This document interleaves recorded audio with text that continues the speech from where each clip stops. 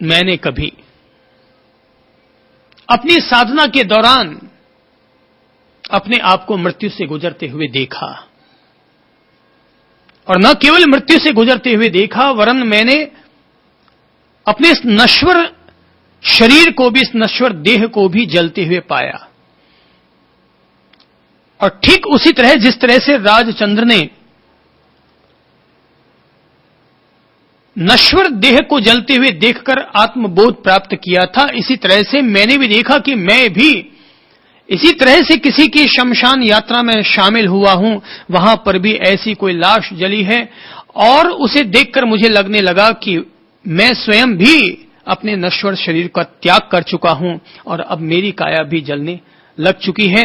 और काया को जलते हुए देख रहा हूं शरीर से भिन्न होकर के, शरीर की राख को शरीर से भिन्न होकर के, विदेह होकर के अपनी देह को देख रहा हूं।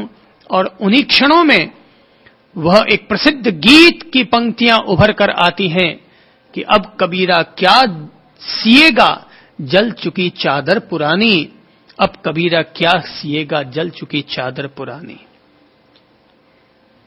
तन का पिंजरा रह गया है, उड़ गया पिंजरे का पंछी, क्या करें इस पिंजरे का चेतना समझो सयानी, जल रही चादर पुरानी।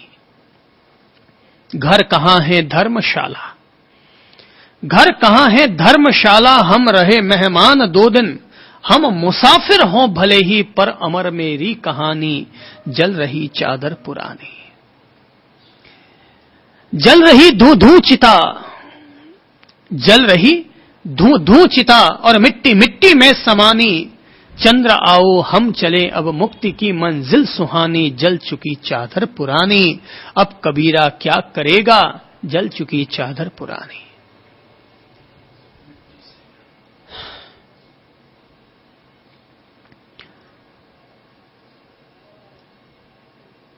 जब मैं इस घटना का जिक्र कर रहा हूं तो इस घटना का जिक्र करते हुए मेरी रोमराजी पुलकित हो रही है, मेरा अंतर मन और अंतर हृदय पुलकित हो रहा है, और दिल में ऐसे लग रहा है जैसे आंसू छलछला उठ रहे हों उस घटना को याद करने मात्र से ही।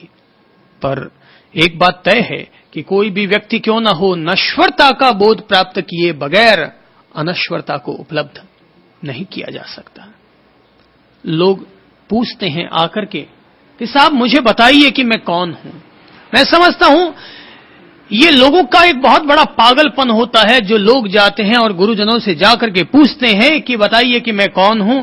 मेरी समझ से ये इंसान के जीवन की ऐसी बेवकूफी है कि जिस बेवकूफी का उसे एहसास कराया जाना चाहिए, मेरी समझ से लोगों को गुरुजनों से पूछने की बजाय कि मैं कौन हूं, ये प्रश्न उन्हें अपने आप से पूछना चाहिए कि मैं कौन हूं। उन्हें अपने आप से यह प्रश्न पूछना चाहिए कि मैं कौन हूं, क्योंकि ये प्रश्न गुरुजनों से अगर पूछोगे तो गुरुजन तुम्हें शाब्दिक सत्य के रूप में कह सकेंगे, पर वास्तविक सत्य के रूप में अगर अनुभव करना है तो हमें अपने आप से पूछना पड़ेगा।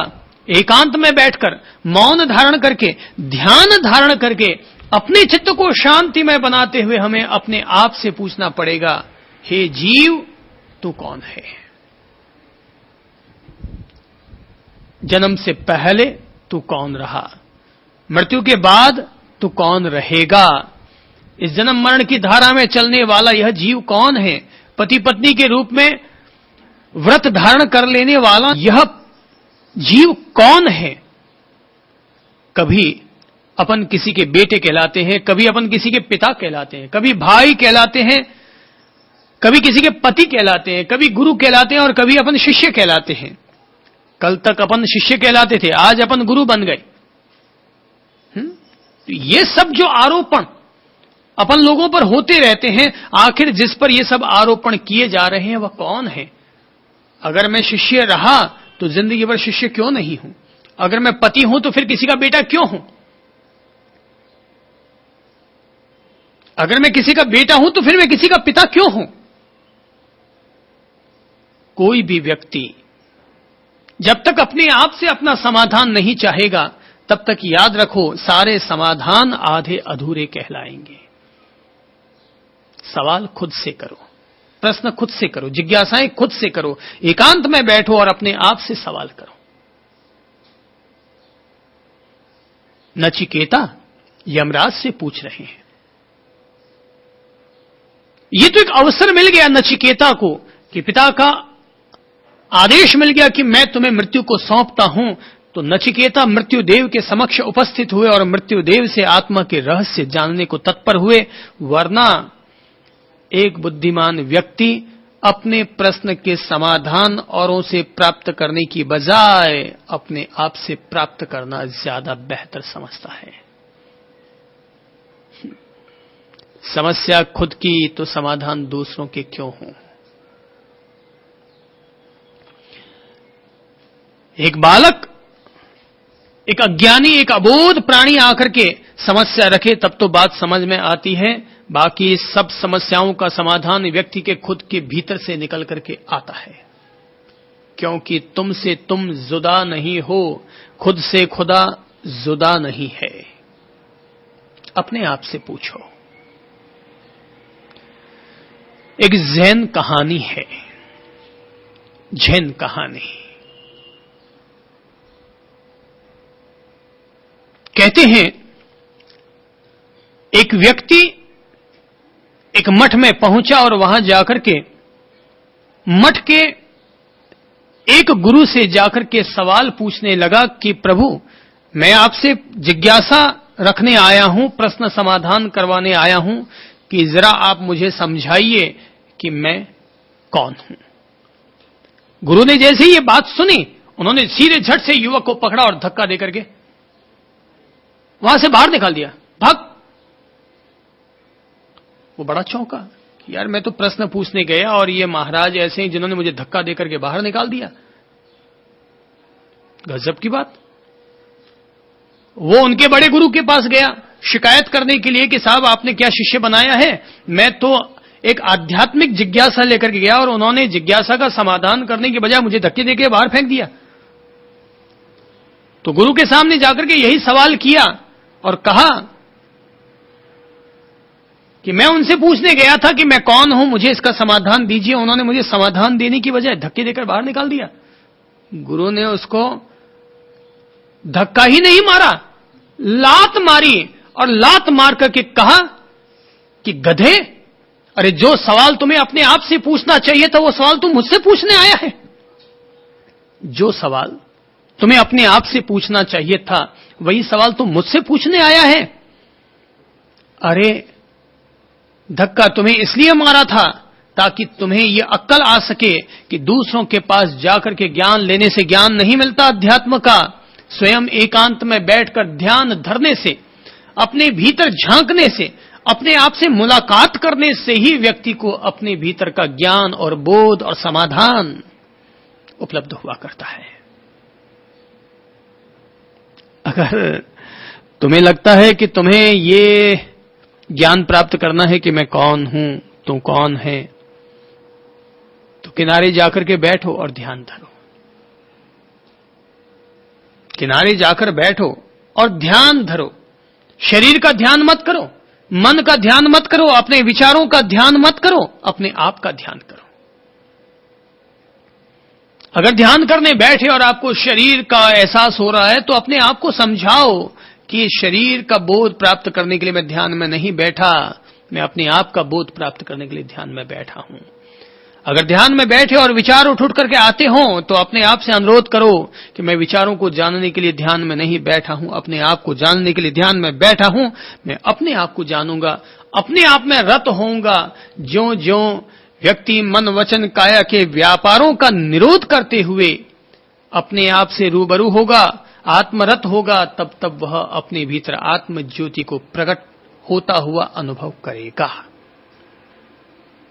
तब कि जब जब कोई व्यक्ति अपने मन वचन काया के व्यापारों को, व्यापार अर्थात उनकी जो गतिविधियां चलती रहती है, थोड़ा सा दर्द उठा, ओहो कमर दुख गई और हमारा ध्यान टूट गया, एक खांसी आई और हम ध्यान अपना विभाजित कर बैठे, एक विचार उठ करके आया और हमें कभी पत्नी और कभी प्रेमिका और कभी बहन और कभी बीवी और ये सब याद आने लग गए, कभी दुकान व्यापार ये सब याद आने लग गए। एक छोटी सी तरंग उठती है और हम ध्यान से विचलित हो जाया करते हैं। तुम अपने मन वचन काया के व्यापारों का निरोध करना सीखो। मृत्यु आती है, वो इन सारे व्यापारों का निरोध कर देती है। मृत्यु आती है, मन पड़ा रह जाता है, वाणी पड़ी रह जाती है, काया पड़ी रह जाती है, जीव उसमें से निकल जाता है।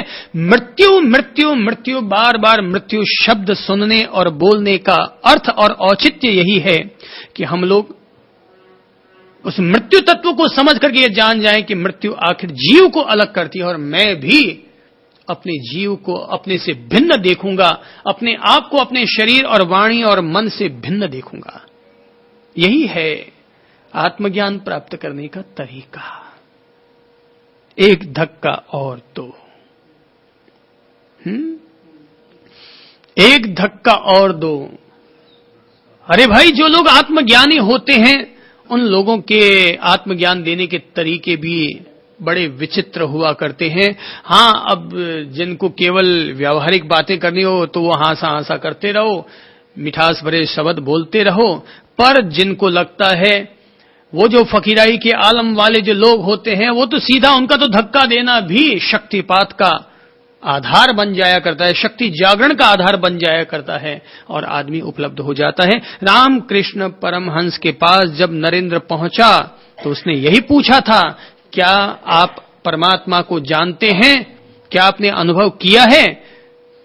तो ये कहते ही रामकृष्ण ने पूछा, तुम मुझसे पूछते हो कि मैंने भगवान को जाना कि नहीं, ब्रह्म को जाना कि नहीं? अरे प्रश्न ये नहीं है कि मैंने जाना कि नहीं जाना, प्रश्न ये है कि तुम्हें जानना है या नहीं जानना। बोले हां, मुझे जानना है। और जैसे ही उसने कहा कि जानना है कि तत्काल रामकृष्ण परमहंस ने उन्हें लात दे मारी, नरेंद्र गिर पड़े। 3 दिन बाद जब होश आया तो उन्होंने अपने आप को आत्म प्रकाश से भरा हुआ पाया। ये तो भाई गुरु तत्व को सहन करने वाले दैवीय पुरुष भी विरले ही होते हैं। आदमी का जगना कोई मामूली बात है, आत्मा का जगना कोई मामूली बात है। ये आत्मा कोई हांसा हांसा करने से कोई थोड़ी जगती है कि मैं तेरी आरती उतारूं, तू मेरी आरती उतारे। इन आरतियों से कोई आत्मा थोड़ी जगने वाली है। ये तो आत्मा जगती है तब जब कोई झैन